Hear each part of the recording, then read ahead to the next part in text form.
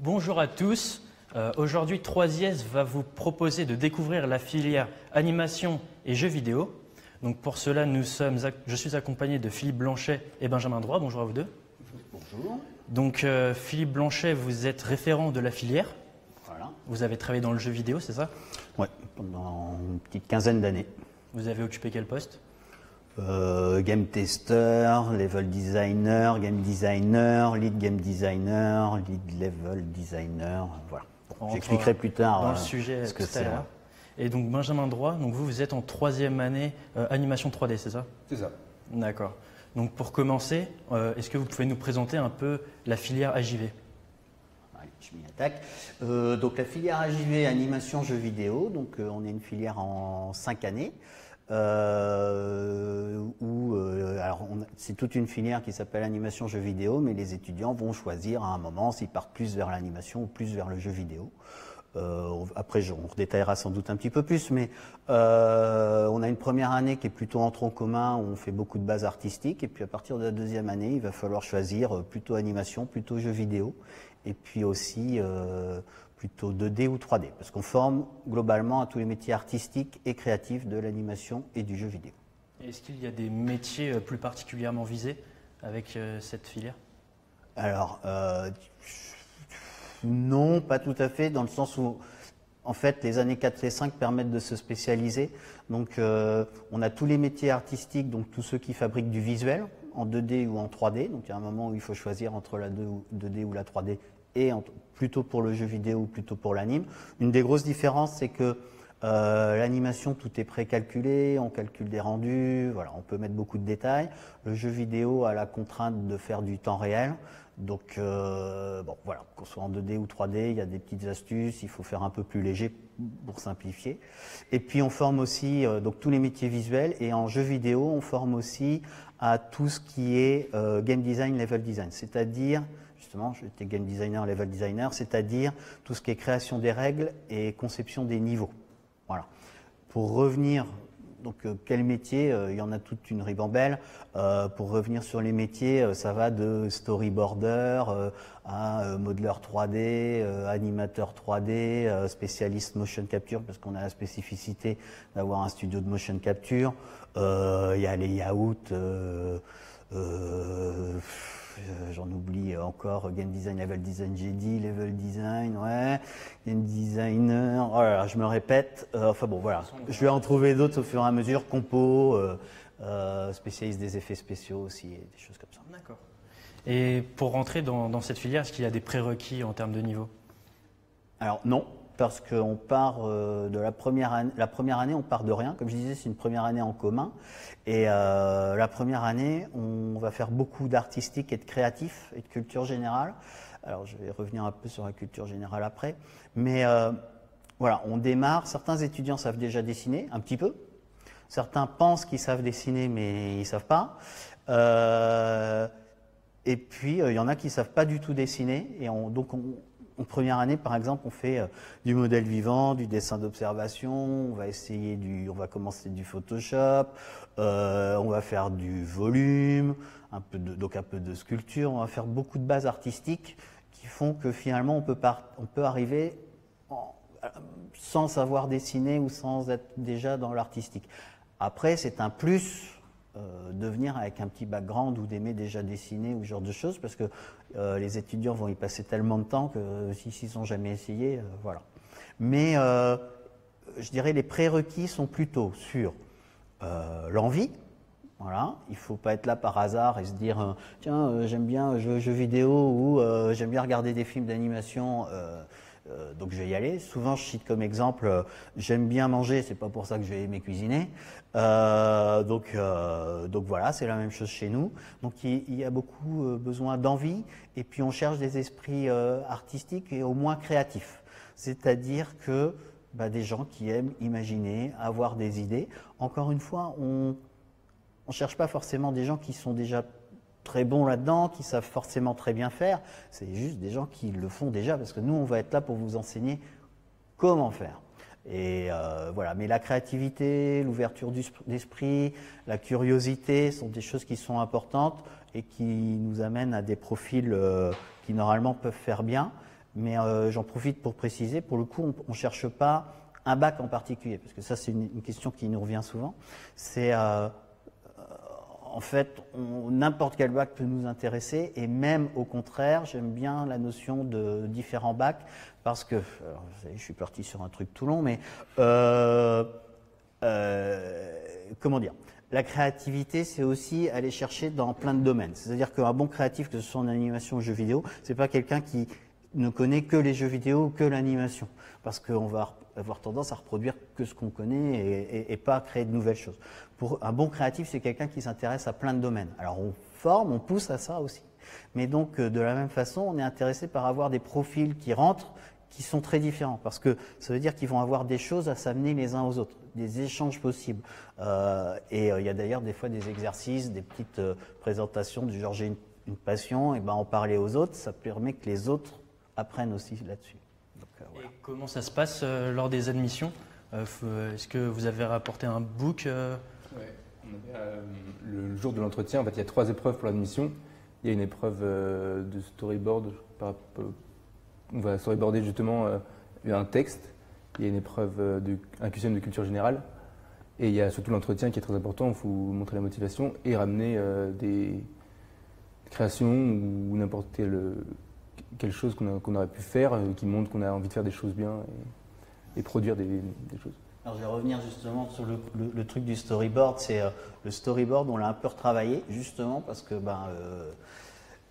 on s'est dit il y en a qui ne savent pas dessiner et ça fait un petit peu peur. Donc on a ramené ça à un test de créativité qui est plus écrit. Ce qui va permettre justement de voir la créativité. Et par contre, lors de l'entretien, il faut amener un book, un portfolio, quelque chose. Et alors là encore, ça peut être tout et n'importe quoi. Donc c'est là où quelqu'un qui dessine, quelqu'un qui a déjà de l'artistique peut l'amener. Mais aussi des créations. J'ai quelqu'un qui m'a amené de l'origami. Ça peut être, j'ai toujours des mêmes exemples, mais parce que j'ai eu une étudiante qui avait fait des costumes pour animaux, pour chiens. Ça peut être créer des cabanes en bois, tout et n'importe quoi. Je parlais de cuisine, ça peut être des recettes de cuisine qui montrent de la créativité. Alors en plus, si beaucoup, quand on a créé une recette, on s'est intéressé à comment présenter l'assiette et tout ça, c'est aussi des choses qui nous intéressent. Mais donc voilà, des tests créatifs, culture générale, mais en effet, le plus important, c'est l'entretien, où là, il faut montrer pourquoi on est là, et puis amener des choses qui sont encore une fois, qui n'ont pas besoin d'être parfaites, qui n'ont pas besoin d'être toutes bonnes, mais qui montrent qu'on est déjà dans une démarche de création, de fabriquer des choses, d'essayer et qu'on est curieux. Et donc tout à l'heure, vous nous avez parlé d'un tronc commun. Donc sur combien de temps ce tronc commun et à quoi ça sert? Alors le tronc commun, alors la première année, tous les cours sont en commun. La première année, donc, elle va servir à justement développer la culture générale, la créativité et apprendre beaucoup l'artistique. Apprendre à faire, et en fait qu'on veuille aller ensuite vers la 2D ou vers la 3D, alors ça c'est des choses que je vais répéter toujours, 2D, 3D, mais on part de base 2D, c'est-à-dire que même un bon modeleur 3D, avant d'être capable de créer des personnages intéressants, il va falloir qu'il soit capable de les concevoir. Et les concevoir, généralement, ça se fait en 2D, c'est plus rapide. Travailler la 2D, ça permet justement d'apprendre aussi à visualiser ce qu'on va créer derrière, donc déjà en le dessinant, mais même ça oblige à penser, ça aide à entraîner un œil, entraîner le cerveau. Donc au début dans le tronc commun on est plutôt en 2D. Et puis première année aussi, on a en second semestre, on a un atelier jeux vidéo et un atelier anime qui vont permettre d'appréhender un peu plus les productions, comment ça se fait, les différents métiers. Et en fait le choix animation jeux vidéo, et chacun va choisir animation ou jeux vidéo et aussi 2D ou 3D. Donc à la fin on a soit anime 2D, soit anime 3D, soit jeux vidéo 2D, soit jeux vidéo 3D. C'est les élèves qui choisissent? Voilà, c'est les élèves qui choisissent. Il y a un ordre de choix ou... Non, c'est justement en fonction de ce qu'ils vont avoir compris la première année, là où ils vont se sentir le mieux. Donc c'est pour ça qu'on a ces petits ateliers, parce qu'on se rend compte qu'il y en a beaucoup qui... Alors il y en a qui arrivent dès la première année, qui savent déjà quelle option ils vont prendre à terme, mais il y en a qui, en début de deuxième année, sont encore à hésiter. Donc la première année permet de faire un petit peu tout. On a des initiations aussi même à la 3D, pour comprendre ce qui est quoi et de se dire vers quoi on est le meilleur en fait. Enfin le meilleur ou ce qui nous attire le plus parce que des fois, d'ailleurs, il y a des fois, alors des fois ça peut arriver en effet qu'il y ait des petites discussions en fin de première année ou en milieu de deuxième année parce que ça se fait progressivement. Donc on choisit au premier semestre de la D2, on choisit animation jeux vidéo et au deuxième semestre, au début du deuxième semestre, on choisit l'option visuelle 2D ou 3D. Et là, il peut y avoir en effet des petites discussions, parce que quelqu'un peut dire moi je veux faire de la 2D, mais en fait en 1 an et demi, il n'a pas réussi à atteindre le niveau qu'on pense qui serait nécessaire pour continuer. Mais généralement, les étudiants avec ce système-là ont le temps de comprendre sur quoi ils sont bons, ce qu'ils préfèrent faire, et donc beaucoup de prendre de l'option en fonction de ça. Et donc Benjamin, vous êtes vous en animation. Donc qu'est-ce que vous faites dans votre section? Alors je produis des animations 3D, j'ai aussi encore quelques cours qui se rapportent beaucoup à la 2D comme du character design, qui sera aussi beaucoup utile en 3D. J'ai été initié à la motion capture, donc tout ce qui est captation de mouvement avec les combinaisons avec des points, tout ce qui fait autour du visuel et de l'animation 3D, parce que c'est ma spécialité, mais on crée aussi beaucoup de... En fait, quand on dit animation 3D, on peut très bien faire l'animation 3D pour le jeu vidéo. Donc, mais après, dans la filière jeu vidéo, il y a tout ce qui est game design, level design. Tout ce qui est cinématique aussi. Voilà, tout ça peut rentrer dans le jeu vidéo, mais ça reste de la 3D pour de l'animation, type film comme Pixar ou d'autres trucs comme ça. Et est-ce que vous savez où vous voulez vous orienter après un peu? Pour l'instant, pas trop, mais j'espère avoir de bonnes opportunités pour avancer tout dans le milieu justement du cinéma vraiment, mais après tout ce qui est tout de la pub ou à partir du moment où il y a de la création de visuels, je pense que c'est vers là que je vais m'orienter. Et vous aviez des bases justement en dessin, en animation un peu ou pas du tout? Pas énormément. En animation pas du tout et en dessin c'était du gribouillage quoi. Tout le monde me disait tu dessines très bien, mais en fait quand je les ai ramenés aux entretiens, on m'a dit qu'il fallait retravailler et maintenant je le vois et ouais, c'était pas...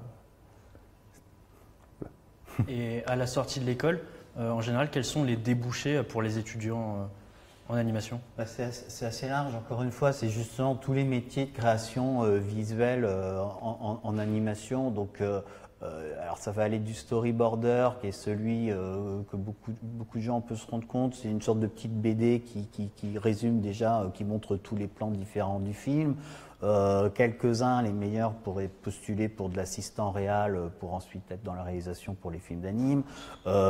Mais ça va être, il y en a qui vont se spécialiser dans la couleur, il y en a qui vont se spécialiser dans le compositing, qui est justement on retravaille, une fois que tout a été produit par différentes personnes, il faut retravailler l'image pour que tout soit cohérent sur l'ensemble du film, retravailler les lumières, ça peut être donc aussi de la modélisation 3D, le rigging qui est un mot un peu qui fait peur, qui est quelque chose d'assez technique, c'est-à-dire que quand on est en 3D, on crée un squelette sur les personnages qu'on va animer. Donc il y a des spécialistes de ça. Il y a l'animateur 3D et l'animateur 2D, donc qui sont deux choses différentes, mais qui ont des points communs, c'est-à-dire qu'il faut avoir un sens du rythme, du mouvement.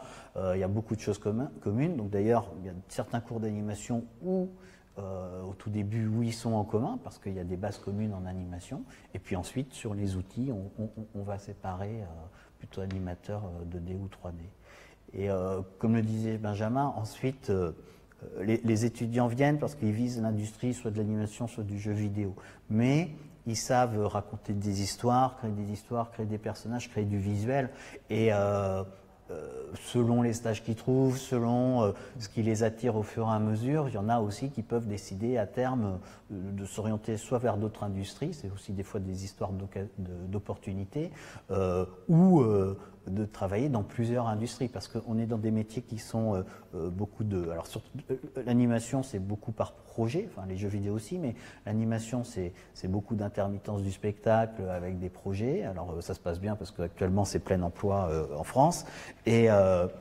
mais pourquoi pas faire un projet d'animation et puis à côté ou après partir sur un truc de pub et puis revenir vers l'animation ou l'architecture. Il y a des possibilités comme ça parce qu'ils savent faire du visuel. D'ailleurs, aujourd'hui, la classe à JV3, ils ont présenté, ils ont fait en quelques heures, en quelques cours, des affiches pour Colas. Voilà. Colas est venu, nous a dit on est intéressé pour un événement associatif qu'ils organisent, et ils cherchaient des affiches. Ben là, les étudiants, les 2D et les 3D, ont chacun individuellement présenté 2 affiches, parce qu'il y en a une pour annoncer l'événement, une pour annoncer la finale. Et ben voilà, c'était présenté à Colas, ils étaient très contents. On n'est qu'en 3e année, ils ont dit qu'il y a des agences de com qui ne faisaient pas forcément aussi bien. Donc là, on est sur quelque chose d'autre. Mais encore une fois, alors pour le coup, ça fait aussi partie de nos responsabilités, nous, même si on les forme pour une industrie et pour des métiers, de leur élargir un petit peu. Et même si à terme, ils ne travaillent pas à faire des affiches, forcément, ils ont appris quelque chose en faisant ça. Ils ont compris aussi des choses sur la typo, sur justement comment. Alors, et ça, plus tard, ça leur servira, même s'ils ne sont pas exactement dans ce domaine-là. Et puis même quand on travaille sur un film d'anime ou sur un jeu, il y a un moment où on donne aussi des fois du matériel pour la com. Par exemple, actuellement, j'ai mes étudiants qui sont sortis l'an dernier. Il y a certains des films de fin d'études qui ont été acceptés, qui sont pris pour des festivals. Les festivals demandent une petite affiche, un petit texte, des choses comme ça. Donc un ou 2 visuels, voilà, et on ne fait pas juste un print screen du film. C'est bien de préparer quelque chose avec éventuellement un petit texte. Donc voilà, ça leur servira de toute façon, et au pire, ça agrandit leur culture générale qui sera de toute façon utile pour l'anime ou pour le jeu. Et vous avez parlé de stages. Il y a des stages dans ces 2 filières? Oui, enfin, alors il y a un stage obligatoire en fin de 3e année et un stage obligatoire de fin d'année, de fin d'études. Pour le coup, on termine fin juin, ils ont jusqu'à fin décembre pour faire un stage, donc il faut que ce soit un stage de 4 ou 6 mois. Et là, ça va être en fonction de ce qu'ils trouvent dans l'anime ou dans le jeu vidéo, voilà. Là, l'an dernier, l'an dernier, on était encore sur l'ancien cycle, donc on avait beaucoup plus d'étudiants en animation. Et il y en a qui sont chez Micros, chez Blue Spirit, chez Mocap Lab, voilà. Donc plutôt, ils ont trouvé plutôt en effet dans le domaine de l'animation. Ouais. Et côté jeux vidéo, la filière, elle se présente comment? Alors, jeux vidéo, pour le coup, au même moment, comme je disais, en 2e année, il va falloir choisir jeux vidéo ou animation. Donc une fois qu'on choisit jeux vidéo, on aura forcément 2 casquettes. C'est-à-dire, quand je dis jeux vidéo, ce sera game design, level design et artiste 2D ou artiste 3D. Donc on sera dans les métiers créatifs et aussi les métiers visuels, soit en 2D, soit en 3D. Et en fait, point commun entre les 2 filières, ce qui se passe, c'est que sur les 3 premières années, voilà, le choix se fait, on forme progressivement à faire, on va dire, globalement tous les métiers artistiques et créatifs des 2 industries. Et puis années 4 et 5, ça va permettre d'aller plus loin. Alors, on va continuer grâce à des cours, mais aussi par de plus en plus de projets, dont le projet de fin d'études de la 5e année, mais en année 4, même s'il y a eu tout le temps des projets de différentes tailles, en année 4, on va déjà faire des projets un peu plus poussés, dont des partenariats. Et ça va permettre, donc par exemple, je parlais du storyboarder, quelqu'un qui se dit je veux faire storyboard, sur le projet, il va s'intéresser plus au storyboard et peut-être moins à l'animation. Quelqu'un qui veut faire animateur va plutôt se mettre en tant qu'animateur. Donc là, on fait des projets plutôt en équipe, plus éventuellement un petit projet individuel en animation aussi. Enfin, petit, pas forcément, mais c'est par l'intermédiaire de ces projets que ça va permettre aussi de pousser encore plus certains domaines ou certaines disciplines. Et les étudiants, pour le coup, ils sont encadrés par les enseignants qui viennent et alors il y a encore quelques cours, comme je le disais, parce qu'il y a encore des techniques à apprendre, et des choses comme ça, mais aussi, dans le cadre des projets, il y a des profs qui viennent et qui les encadrent, des profs qui sont généralement dans l'industrie également, et les profs les encadrent et leur permettent d'aller plus loin dans ce qu'ils sont en train de spécialiser. Est-ce qu'il faut être un gros joueur de jeux vidéo pour entrer dans le jeu vidéo? C'est mieux, mais pas forcément. Alors, encore une fois, je préfère quelqu'un. Alors, ce qu'il y a, c'est que être un gros joueur, c'est bien, mais à un moment, une fois qu'on est dans les études, on ne peut pas jouer en permanence. Donc, il va falloir apprendre à faire attention avec l'addiction du jeu. Mais oui, il faut avoir envie, c'est bien de jouer. Après, qu'est-ce qu'un gros joueur? C'est aussi toute une question qu'on pourrait se poser, mais ce qui m'intéresse plus, c'est l'envie de créer des jeux et des personnes aussi qui se posent les questions sur les jeux ou comment ils sont faits ou comment faire des personnages qui sont intéressants ou qui vont attirer le joueur et tout ça. Si c'est quelqu'un qui, encore une fois, qui n'aime que jouer et qui ne s'intéresse pas à la création dans le jeu, donc il joue, il va connaître tout par cœur, très bien, mais est-ce qu'il peut créer? Et ça, c'est pas toujours le cas. Après, les meilleurs, c'est souvent des gens qui jouent, qui s'y connaissent bien en jeu et qui aiment aussi créer naturellement. Mais ils ont du temps pour jouer avant les études, mais pas trop avec le bac. Pendant les études, un petit peu. Alors on a aussi, voilà, on a un petit club d'e-sport, on a des petits trucs comme ça, donc ils pourront jouer aussi. Et puis, mais il reste encore toute une vie pour continuer à jouer. Donc voilà, il faut le faire de façon parcimonieuse parce que il y a aussi beaucoup de boulot, voilà. Et d'ailleurs, c'est vrai que quand j'étais dans l'industrie du jeu, souvent on me disait ah mais t'as de la chance, tu passes ton temps à jouer. Et ben, je jouais beaucoup, mais en dehors de mes heures de travail, parce que quand on crée, on n'est pas en train de jouer, quoi. Voilà. Est-ce que juste vous apprenez à former des créateurs de jeux vidéo sur toutes les plateformes, donc mobile, PC, console de salon? Oui, même HTC Vive, enfin Oculus Rift, même ce genre de choses. C'est que, en fait, il y a plusieurs choses que tout le monde ne comprend pas toujours, mais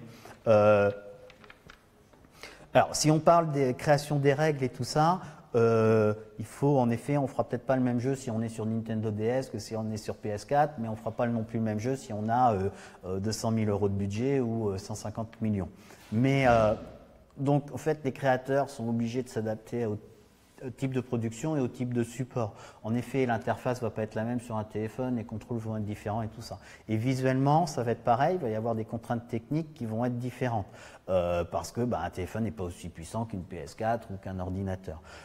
Si on utilise les casques de réalité virtuelle, en fait, il y a 2 caméras parce qu'il y en a une par œil, donc ça consomme 2 fois plus. Donc il faut aussi faire des compromis un petit peu visuels. Mais on les forme à tout ça.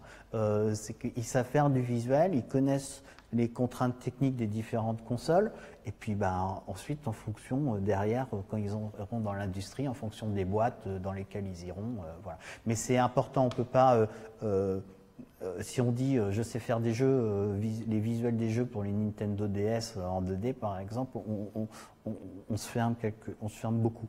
Mais c'est plus de la compréhension technique et de contraintes. Voilà, en fait, on est dans des métiers où il faut toujours savoir travailler avec des contraintes. Mais de la même façon que si vous faites un film d'animation, et même si vous bossez sur un Moi Moche et Méchant ou alors sur un Assassin's Creed en jeu vidéo, on peut se dire c'est des budgets énormes, ce sont des équipes énormes, mais on peut pas faire tout ce qu'on veut. Il y a encore des contraintes. On est limité par le temps. Alors il y a des contraintes aussi par rapport à la cible, voilà, éventuellement par rapport au support, mais il y a la création, ça se fait toujours au sein de contraintes en fait. Si vous voulez vraiment ne pas avoir de contraintes, voilà, faut être un artiste qui vend ses tableaux ou ses sculptures. Mais on est dans des industries, il y a des contraintes de temps, d'argent, techniques, et il faut toujours les prendre en compte. Et nous, on est là pour former à ça. Alors pour revenir aux jeux vidéo, c'est pour le coup, ils vont faire des petits jeux 2D avec GameMaker, ils vont s'attaquer à Unity, ils vont s'attaquer à Unreal, mais avec Unreal, on va faire des jeux qui pourraient être PC, on va en faire sur du HTC Vive, on peut faire sur différents supports. Donc c'est en leur montrant tout ça qu'ils vont... Et il faut des compétences un peu d'informatique aussi Non, après il faut savoir allumer un ordinateur quand même. Mais non, encore une fois, on va leur apprendre. Après, il y a des profils qui sont plus techniques, il y a des profils qui sont moins techniques. Donc là, ça va être dans les spécialisations. Une personne moins artistique peut faire plus de techniques voilà. Par exemple, la 3D, où je parlais du rigging tout à l'heure. Rigging, c'est très technique, c'est des logiciels de 3D, mais... voilà, vous en avez fait un peu, Benjamin. Il n'y a aucun. Par exemple, quand on va au cinéma, personne ne dira pour un film d'animation le rig est bien fait. Surtout l'animation tout ce qui est plus visuel, alors que le rig c'est vraiment intérieur, comme le game design, je pense, qui est vraiment le concept du jeu. Et voilà, et ça ce sont des choses qui se voient pas forcément, mais si le rig est mal fait en 3D, l'animateur ne peut pas bien animer. Par exemple, ça c'est très technique. Donc en effet, il y a des profils qui vont, les étudiants au fur et à mesure vont se diriger vers certaines choses selon ce qu'ils aiment. Et on a un étudiant de l'an dernier, par exemple, sur son film de fin d'études, il a rigué un pan, enfin c'était le pan qui était le plus gros boulot, une autruche, bon. Il a rigué plusieurs personnages et le pan, avec toutes ses plumes, c'était un énorme travail de rigue. Il a compris pour le coup que c'était le rig qui l'intéressait, il a trouvé son stage dans le rig et maintenant il continue à bosser dans le rig et il va se spécialiser là-dedans. Donc ouais, on est dans des industries, voilà, on dit animation, jeux vidéo, mais en fait il faut comprendre qu'il y a plein de métiers. C'est pas, voilà, je suis pas animateur et puis voilà, et je fais tout dans la production. Il y a plein de métiers. Il faut avoir un esprit d'équipe aussi, j'imagine. Beaucoup, ouais. En fait, à part quelques cas exceptionnels, tous les films d'animation ou jeux vidéo sont créés en équipe, il y a une hiérarchie à respecter, mais c'est aussi bien de savoir écouter tout le monde, parce que chacun peut avoir des idées. Tout le monde apporte un peu sa touche, mais il faut savoir aussi aller ensemble, on va dire, vers l'objectif en fait, de la production. D'accord. Et dans l'école, à 3IS, est-ce que vous pouvez nous parler un peu du matériel qui est présent et qui est mis à disposition des élèves? Alors, oui, il y a des salles informatiques avec un bon nombre de logiciels que je peux citer, mais je ne sais pas si tous les gens comprendront. Il y a toute la suite Adobe, on utilise beaucoup plus Illustrator, Photoshop, After Effects et Premiere Pro. Il y a des logiciels de 3D comme 3ds Max, Maya et Motion Builder. Et Mudbox aussi pour Mudbox, on va passer en ZBrush d'ailleurs l'an prochain. Ouais. Et il y a aussi Blade et Motion Builder qu'on utilise pour la motion capture. Donc la motion capture, on a un studio justement, on a la chance d'avoir un très grand studio de motion capture qui est dédié justement pour juste ce cours-là, alors qu'il y a plein d'autres cours, il y a un très bon matériel. C'est quelle filière qui utilise ce studio? L'animation 3D. Animation et jeux vidéo. Jeux vidéo aussi, pour les artistes 3D de jeux vidéo, on utilise la motion capture. Et voilà, ça apporte une petite touche supplémentaire parce que toutes les écoles ne peuvent pas faire ça. Et tous les ans, on place 2-3 personnes grâce à ça. Alors encore une fois, là, on est dans des choses assez techniques d'ailleurs, la motion capture, mais ça reste une technologie. Ah bah alors là, Benjamin. Il y a beaucoup de choses à faire en fait. Il y a plusieurs logiciels à apprendre. Il y a toute une configuration à faire par rapport à un personnage souvent. La combinaison en fait, elle est très simple, c'est juste des points avec du scotch réfléchissant et c'est toutes les caméras qui vont capter ces points et après il faut reconstruire un squelette. Et là c'est vrai sur nos animations, du coup un acteur peut faire plein de personnages en même temps, mais c'est super intéressant. Et vous êtes en train de faire un projet là-dessus, non? C'est ça? Oui, on est en train de faire un projet de chorégraphie de danse où on doit mettre justement en animation des personnages virtuels, n'importe quel thème, on a décidé de raconter un peu une histoire à travers notre chorégraphie.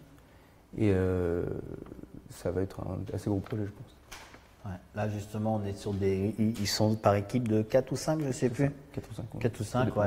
Et donc, ils doivent travailler ensemble. Pour chacun doit créer un personnage, mais il va falloir faire une chorégraphie tous ensemble. Et ils sont aussi trouver des danseurs pour pouvoir faire ça. Et puis ensuite, on va voir ce que ça donne à la fin. Mais c'est un assez gros projet. Ouais. Et ce qui veut dire qu'ils vont, encore une fois, ils gèrent toute la chaîne. Alors, ce n'est pas encore leur projet de fin d'études, parce qu'ils n'en sont pas encore là, ça ce sera plus tard, mais ils gèrent toute la chaîne de production et en utilisant la motion capture, ce qui leur permet ensuite de rejoindre des studios ou de rejoindre des projets qui travailleraient avec de la motion capture.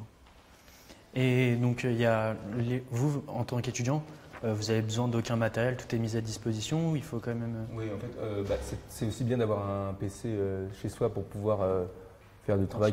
Voilà, ça. Mais ensuite, l'école reste aussi assez ouverte le soir ou aussi quand il y a des projets dans l'école d'autres filières, on peut aussi utiliser l'école. On a quand même beaucoup de matériel à disposition pour pouvoir travailler. Je crois que l'école fournit une tablette numérique par rapport à la première année, deuxième année, pour ceux qui font 2D et même en 3D, d'ailleurs, on a une tablette numérique.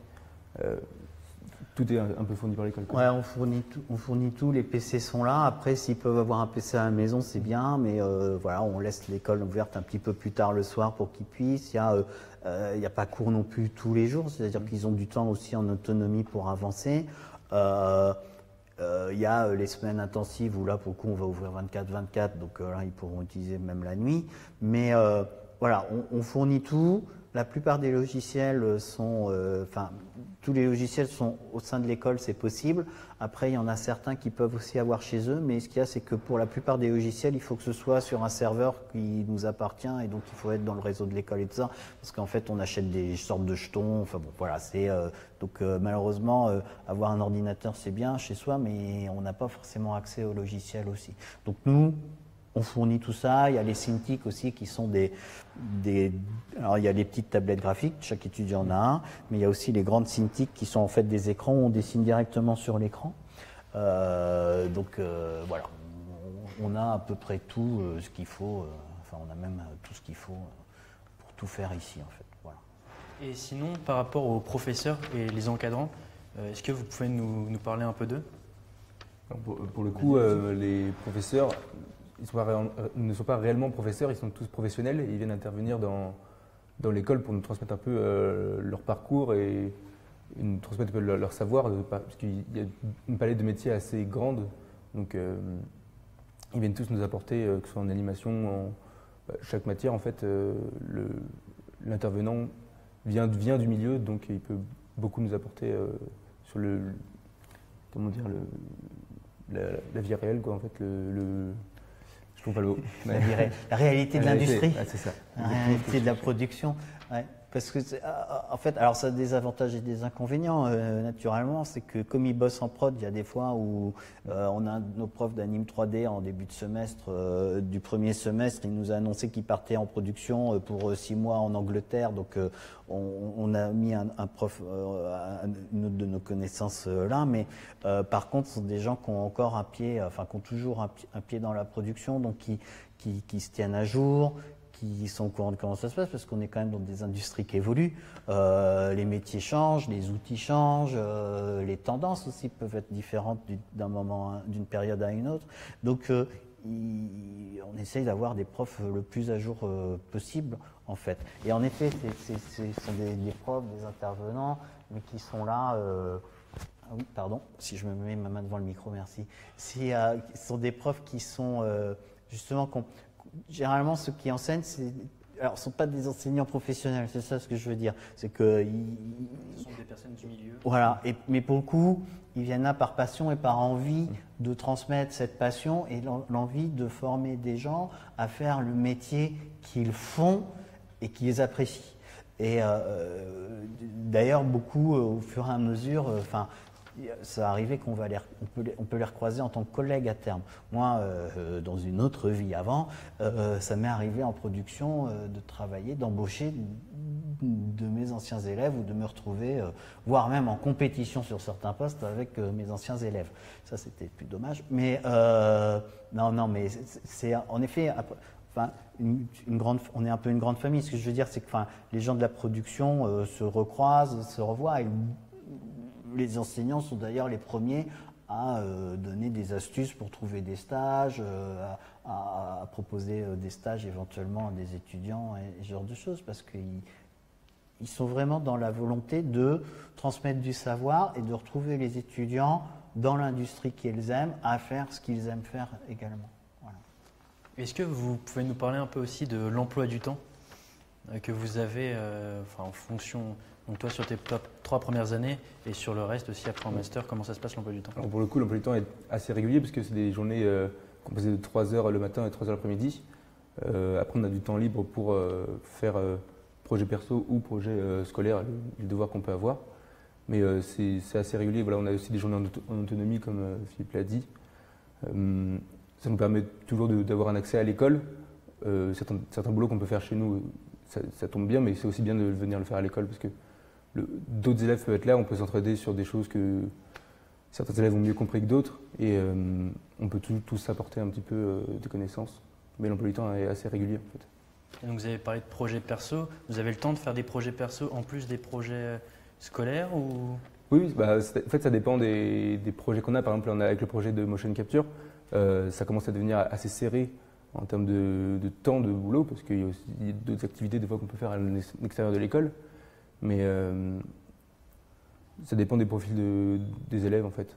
Ceux qui sont plus motivés à travailler, qui ont du temps beaucoup pour bosser, ou il y en a qui ont beaucoup de temps de trajet des fois, mais voilà, ça dépend vraiment de beaucoup d'élèves. Mais on les motive à faire, enfin voilà, dans l'absolu, plus ils font de projets perso ou plus ils font d'autres choses en plus. Ce qu'il y a, c'est que ça va en effet dépendre aussi des périodes de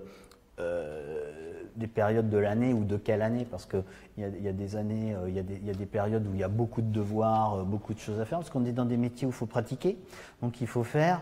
Donc il y a des périodes où c'est très dense en exercice, il y en a où c'est moins dense, mais les meilleurs étudiants sont généralement ceux qui vont justement en profiter pour faire des choses personnelles, aller plus loin dans ce qu'ils ont vu, et ça renforce leur book naturellement pour ensuite quand ils vont devoir chercher du taf, et puis ça leur permet, et encore une fois quand ils font des projets personnels, par contre ça n'empêche pas que les enseignants sont généralement plutôt ouverts, et il ne faut pas hésiter ensuite à aller les voir à la fin des cours et tout, et leur parler des projets perso, et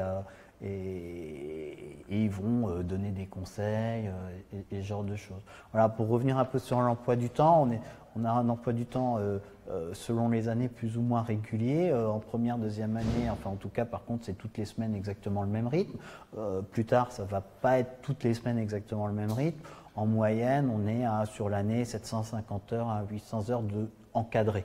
Et il y a aussi des choses, justement, des heures non encadrées, ce qui amène des moyennes de, en gros, 4 jours de cours en moyenne par semaine encadrés. Mais ça va dépendre, parce qu'il y a des semaines où ça va être 5 jours, même des semaines où on va mettre des 7-8 heures de cours certaines journées, et puis il y a des semaines où il va peut-être y avoir 3 jours non encadrés pour préparer un book, pour bosser sur un projet, ce genre de choses. Et donc tout à l'heure, on a parlé justement du book. Il était nécessaire à l'admission de 3IS. Mais est-ce que pour le stage, justement tous ces projets perso, ils sont demandés les books ou... En fait, dans le milieu dans lequel on travaille, le CV est très important. Mais souvent toutes les boîtes de production, tout que ce soit dans le jeu vidéo ou l'animation, ils vont vraiment regarder toutes nos productions en fait. Ils vont voir sur quoi on était bon, sur quoi on n'a pas été bon. Et c'est comme ça qu'on va pouvoir être sélectionné pour des stages ou des emplois. Donc les projets perso peuvent favoriser... Oui, au contraire, parce que il y a des exercices de base que tout le monde fait en animation, la balle par exemple, le cube qui descend les escaliers, des choses donc ils ont tous ça, ils peuvent tous le montrer, même s'ils l'ont fait un petit peu différemment, ils peuvent tous le montrer. Mais les boîtes, quand elles vont voir plusieurs personnes qui postulent pour un stage, s'ils voient qu'il y a en plus des choses qui sont plus personnelles, qui sont en plus, ils vont se dire celui-là c'est intéressant. Donc les projets perso sont aussi importants en effet pour le book. C'est un ensemble, mais en effet, c'est encore une fois, alors qui on est, comment on est, puisqu'on est dans des métiers où on travaille en équipe, c'est-à-dire qu'on doit aussi essayer de leur donner certaines habitudes de ponctualité, d'être capable de travailler en autonomie, d'être proactif, d'être source de solutions, enfin voilà, de propositions, force de proposition, mais c'est aussi donc il y a qui on est et puis ce qu'on sait faire. Et ce qu'on sait faire, on a la chance beaucoup, on est dans des métiers où ça se voit, que ce soit tout ce qui est visuel, ça se voit. Tout ce qui est moins visuel, comme le game design, level design, alors si, parce qu'on a des productions qu'on peut montrer, mais on peut aussi montrer des documents, on peut montrer des choses et on peut en parler. Donc ce que je veux dire, c'est que les boîtes regardent ça beaucoup ça. Puisque le CV en lui-même, vous pouvez avoir bossé sur plein de prods super géniales, mais en fait, vous passiez votre temps à faire le café, quoi. Donc, ce qui est important, c'est ce que vous allez pouvoir montrer, plus que juste la liste des projets sur lesquels vous avez bossé. Est-ce que l'école aide justement aussi à trouver un stage Oui, il y a une section particulière avec Laurence Minier, je crois, qui peut nous aider à trouver des stages.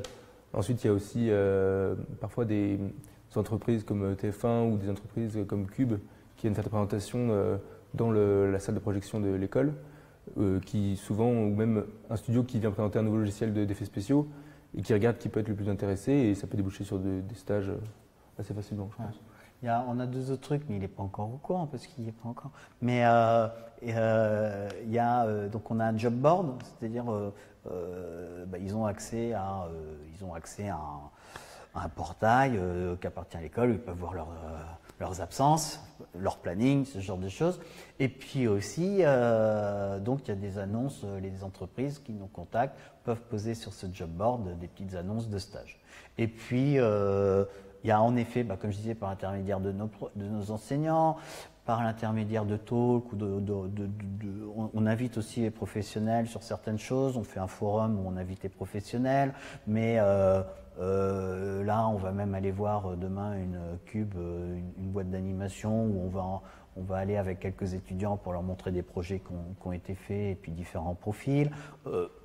Voilà. Et puis il y a de la recherche individuelle aussi. On les motive aussi à aller à certains événements, certains festivals pour rencontrer du monde. On les aide un petit peu à créer leur portfolio, à comment se présenter, ce genre de choses. Mais ça reste aussi, ça doit aussi rester une démarche individuelle sur beaucoup de choses.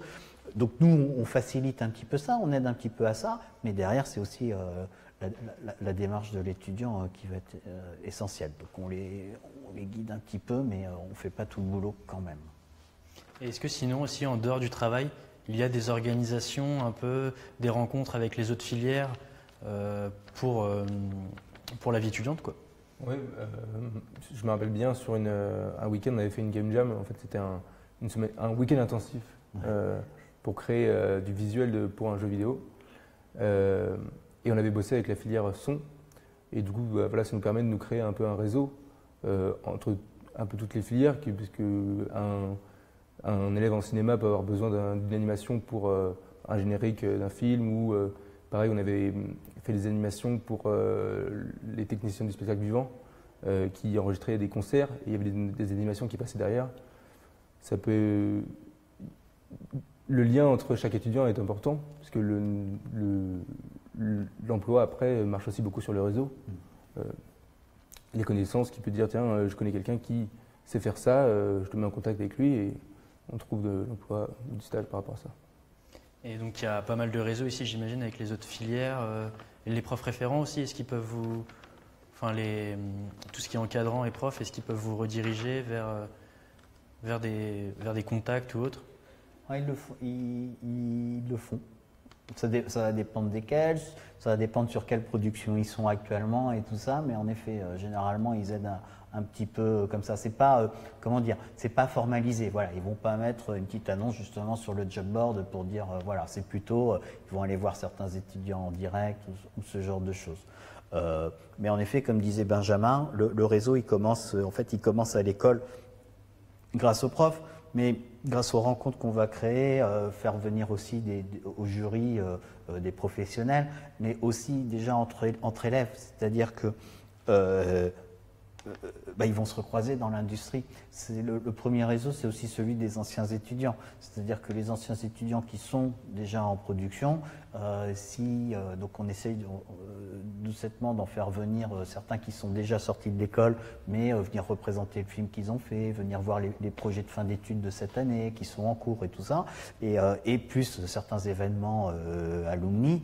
Et donc, ce réseau-là, il commence déjà là, c'est-à-dire que les étudiants avec lesquels, tous ceux de sa classe qui bossent déjà, quand ils vont être dans l'industrie, c'est déjà du réseau pour lui, et il fait partie du réseau des autres. Donc, et alors, si on parle de l'interfilière, c'est encore agrandir le réseau, en effet, parce que les gens qui sont dans le cinéma, dans les séries télé et tout ça, il y a des chances qu'un jour, en effet, pour un générique, pour certains effets dans leur film ou quelque chose, ils pourraient avoir de storyboarder ou quoi que ce soit. Donc, naturellement, s'ils ont déjà bossé un petit peu ensemble, voilà, ou j'ai entendu dire dans ma boîte, moi je suis sur tel projet, quelqu'un qui est dans le son, moi je suis sur tel projet, mais on aurait besoin sur un autre projet, justement, peut-être d'un animateur 3D. Donc, pourquoi pas. Récemment, alors là, c'était sur un groupe Facebook des anciens étudiants, il y a quelqu'un qui a fait son ici, mais il cherchait pour sa boîte quelqu'un qui faisait du visuel 3D, en fait, tout simplement. Donc le réseautage commence en fait dès l'école. Et donc justement, avec les contacts de tes autres camarades, est-ce que vous avez des projets un peu personnels, des exemples? Entre nous, on n'a pas forcément de projet. Après, en dehors de l'école, j'ai réalisé par exemple l'année dernière un petit film d'animation pour une école de commerce. Donc ça permettait déjà en fin de deuxième année de mettre en application ce que j'avais appris dans l'école. Donc c'était extrêmement enrichissant et plaisant de se faire déjà rémunérer par rapport à autre qu'un job d'été étudiant simple. quelque chose que j'avais vraiment appris ici. C'était vraiment enrichissant. Est-ce que tu as d'autres projets perso comme ça en tête ou... Non, pas forcément. Pas encore. Et est-ce qu'il y a une question aussi, c'est est-ce qu'il y a un lien avec le métier de graphiste? Oui. Alors, en fait, oui. Oui. C'est en fait tous les métiers qu'on dit, tous les métiers qu'on dit en 2D, 3D, création du visuel, on peut appeler ça graphiste 3D, graphiste 2D, infographiste 2D, infographiste 3D. On va un petit peu plus loin. Alors, ce qu'il faut comprendre, c'est que des fois, un même métier a différents noms. Donc, un artiste 2D, on peut aussi appeler ça un infographiste 2D, un graphiste 2D, un animateur 2D est aussi un graphiste, un modeleur 3D est aussi un graphiste 3D. Donc, en effet, après, c'est sur les termes qu'on utilise. Des fois, vous allez voir différentes boîtes, différentes petites annonces, c'est exactement le même boulot, mais ils n'appellent pas ça exactement pareil d'une boîte à une autre. Mais en effet, le graphiste, c'est celui qui crée du visuel. Voilà. Et nous, on forme à tous ces métiers de création de visuel. Est-ce qu'il y a d'autres questions, commentaires Donc, on va se quitter maintenant. Donc, demain, il y a un deuxième live Facebook. Donc, ça sera pour la filière cinéma. Et donc, demain, 18h aussi. Bonne soirée. Merci. Au revoir.